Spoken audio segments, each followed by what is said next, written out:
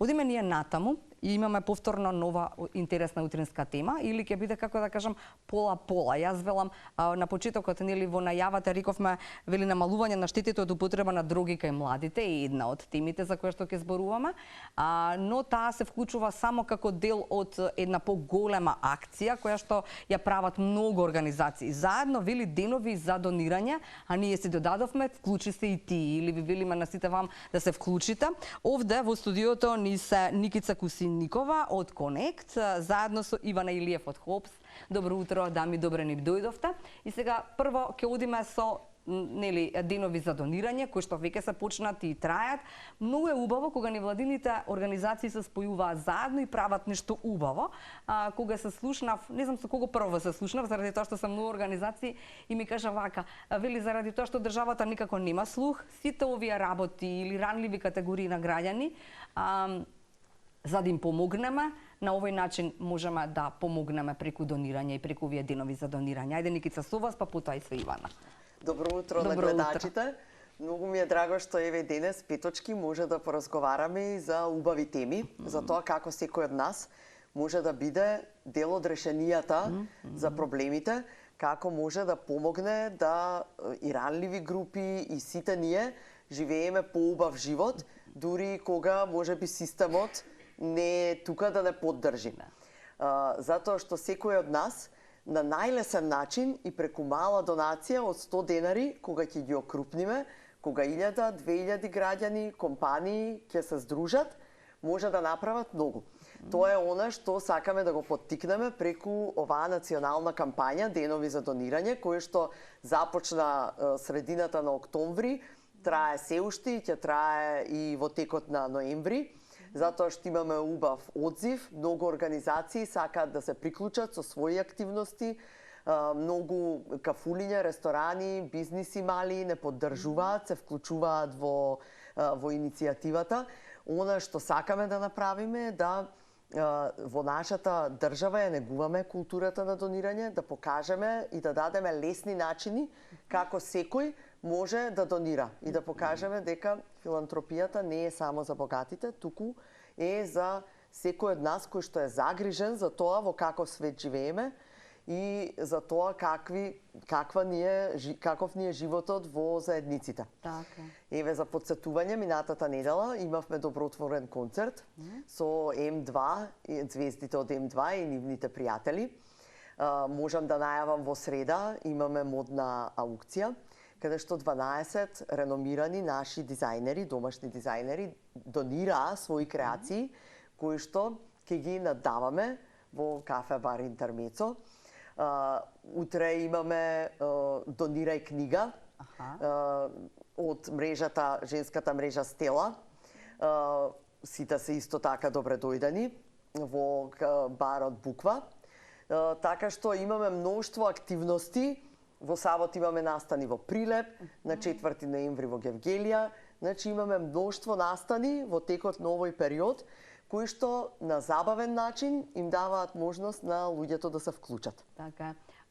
Од каде тргна иницијативата? Од Конект тргна, па ги собра потоа сите или вие само ги слушавте одгласот на тоа дека нели на сите никакви ранливи категории, па и сега нели ќе зборуваме и со дрога кај младите и така натаму, значи не знам, луѓе кои што не имаат и така натаму на кои што им е потребна помош. Како тргна се? Да, па ние си имаме континуирана соработка и партнерство со веќе над 200 здруженија во нашата земја кои што работат на најразлични теми, од ранливи групи, животна средина, застапуваат за подобри закони.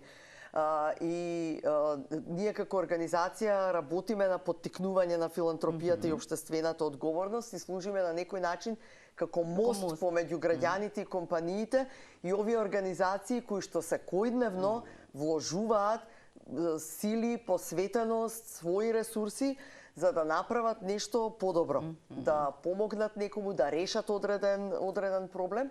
И некако оваа иницијатива за кампањата произлезе од заедничката соработка и дискусија за тоа што ни е потребно и како може заеднички да ја ставиме оваа тема на дневен ред, да ги истисне дневно политичките настани и да отвори можност за на луѓето да им се случуваат и убави работи и да внесеме една позитивна енергија. И така на некој начин се роди идејата, годинава по прв пат ја правиме оваа кампања, меѓутоа планираме таа да стане традиционална и секоја година деновите за донирање луѓето да си ги препознаваат како можност да направат нешто добро, а за организациите исто така како можност да се стекнат со нови донатори, нивната работа да допре до што повеќе луѓе. Така е. Ајде сега одиме со едни малку неубави бројки, морам да кажам. Ивана Илиев од ХУПС е тука. Таа онаа тема на која што сакам да помоабитиме намалување на штетите од употреба на дроги кај младите. Сите сме или голем дел од нас се родители, нели, и сите тие деца не знаеме до крај, нели, каде се, со кого се, што прават и така натаму. Некако другите стана или другата воопшто стана нешто кое што е многу достапно и го има насекаде, а и младите не се исклучок и не знам, виновни сме сите веројатно заедно, ама еве како родител велам виновни се родителите можеби и најмногу. Какви се истражувањата? Она што беше поразително е дека ми рековте голем број од младите од 18 до 25-26 години се некој тип на зависници, повелете. Значи, ХУПС е организација која што веќе 25 години работи на намалување на штети од употреба на дроги. Во последно време сериозно сме сведоци на тоа колку дрогот секогаш имало и секогаш ќе има. Тоа е неспорно. Меѓутоа, во последниот период сме сведоци дека се менуваат трендовите од употреба на дроги, се менуваат начините на кои што ги употребуваат дрогите и нели социјалните медиуми, социјалните мрежи даваат една плејада на информации кои што не секогаш се вистините и точни и многу често младите доаѓаат до забуна. Затоа имаме за цел, според истражувањето кое што веќе го спомнавте, се вели дека 70% од младите од 18 до 24 години експериментирале со психоактивни супстанци. Повторно ќе се навратам на тоа, не е дека нема веќе младите да употребуваат дроги. Меѓутоа, многу е битно да им се даде точна, прецизна и концизна информација што на вистина може да им се случи. Да им се дадат кои се ризиците од континуирана употреба на психоактивните супстанци. Да им се обезбеди една континуирана психолошка помош и поддршка. Ние во Македонија се уште немаме лекување од супститутска терапија кај малолетни лица. Мислам, тоа е сериозен проблем кој што е веќе акцентиран до носачите на одлука, меѓутоа како да нема нели слух за тоа. Меѓутоа, во ред континуирано слушаме кампањи, кажи не на дрогата, кажи, и тоа е све во ред. Јас апсолутно се согласувам. Поддржуваме, да, меѓутоа што е со тие луѓе кои што користат дроги и што е со тие млади деца кои што користат редовно психоактивни супстанции. Затоа сакам огромна благодарност да им изразам и на Конект, што навистина неуморно ни подадоа рака на ваков креативен начин да пробаме да собереме некои финансиски средства, како што реков, за континуирана психолошка помош и поддршка и подготовка на едукативни материјали кои што ќе содржат точни, концизни, конкретни информации за ризиците од употреба на дроги. Да. Ивана, колку мислиш дека тоа ќе допринесе да си помогнеме сите заедно? Тие ќе бидат во канцеларијата на ХОПС или како мислите да ги дистрибуирате потоа, да помагате? Например, нели слушнав од тебе во телефонскиот разговор, сакате психијатар, психолог, нели социолози, веројатно луѓе кои што ќе бидат тука достапни за младите кога ќе се соберат овие пари од денови за донирање. Така некако би одела мрежата, така? Така, значи ние веќе имаме центар, дневен центар за ресоциализација и реинтеграција на луѓе кои што употребуваат дроги. Од неодамна и беше истиот лиценциран и еден во Македонија таков. Услугите давани од психолог и од психијатар ќе се даваат на млади лица од 18 до 24 години во дневниот центар. Во дневниот центар. Да. Едукативните материјали си имаме ние креативни луѓе кои што тоа ќе се го следат, ќе се го скоцкаат баш, како што треба и верувам дека ќе поминат сите социјални канали и ќе стигне најбрзо до нив. Така е, супер, да. Конект, односно деновите за донирање на кого се, освен на оваа ранлива категорија на граѓани, треба да им помогне или нели децата? Имаме организации кои што работат на интеграција на лица со попреченост, организации кои што помагаат на лица во загрозени социоекономски, па им даваат поддршка за покривање на трошоците. Имаме организации кои што работат на промовирање на правата на жените, организации кои што вчера имавме Билки Лайф организираа чајанка, каде што промовираат хербални градини, во кои што може да престојуваат и лицата со попреченост, да ги користат, да ги посетуваат, меѓутоа од нив изработуваат чаеви, морска сол со зачини, колачиња со зачини кои што не враќаат назад кон природата, така што имаме организации кои што работат на вистина на широк диапазон на теми.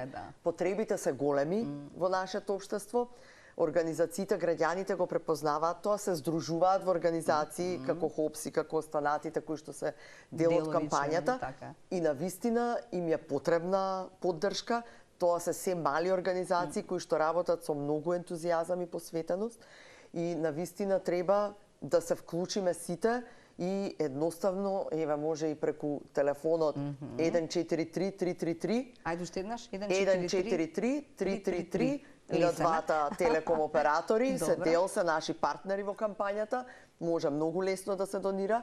Ако сакате да ја поддржите иницијативата на ХОПС вечер во кафе бар Спалато, имаме забава под маски. Забава под маски? Да, на забавен начин, со дружење, секој е добре дојден, со пријатели, со партнерите, со друштво да си дојде, да се дружи, да, и преку тоа да донира. Преку учеството на забавата, на едноставен начин да донира, да се информира повеќе, да биде дел од ова што ХОПС го работи.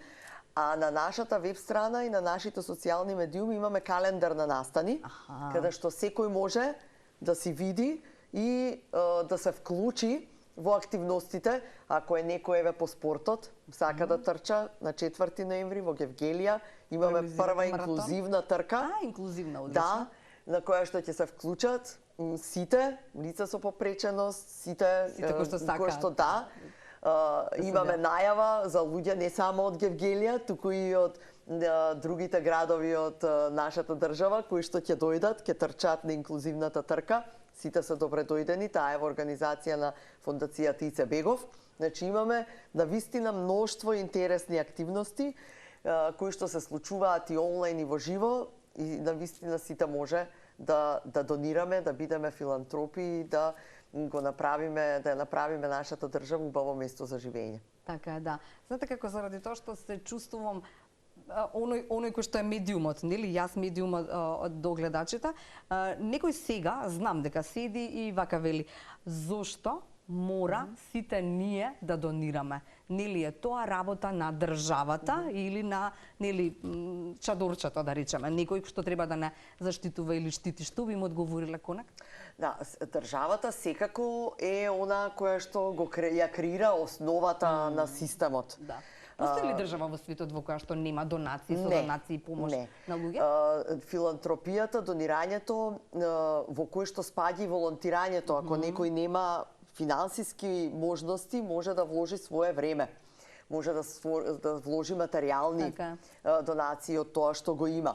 Тоа е еден природен порив, како вредност се наоѓа, се среќава во сите општества, и во најсиромашните, и во најнеорганизираните, затоа што едноставно луѓето имаат потреба да се поврзат со други луѓе и да направат нешто заедно за да си го подобрат обкружувањето. Не секогаш луѓето чекаат, и тоа е еден израз на, како да кажам, на активни граѓани, на припадност на заедницата во која што живееме. Затоа што никој од нас не живее само во нашиот дом изолиран.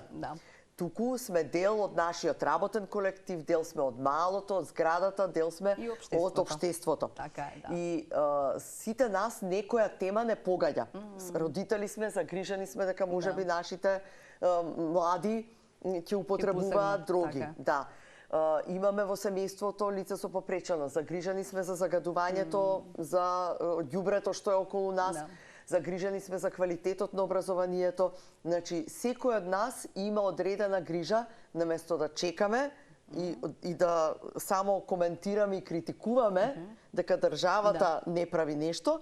Сите ние преку и најмала донација, повторно ќе кажам, и 100 денари, кои ќе ги здружиме, може да направиме нешто. Никица, сме го пробиле терминот, ајде да не караат многу. Ивана, Никица, ви благодарам за ова утринско вклучување. Денови за донација, денови за донирање. Цел ноември или дело до ноември ќе биде отворен за сите оние. Начинот е 143333. Толку.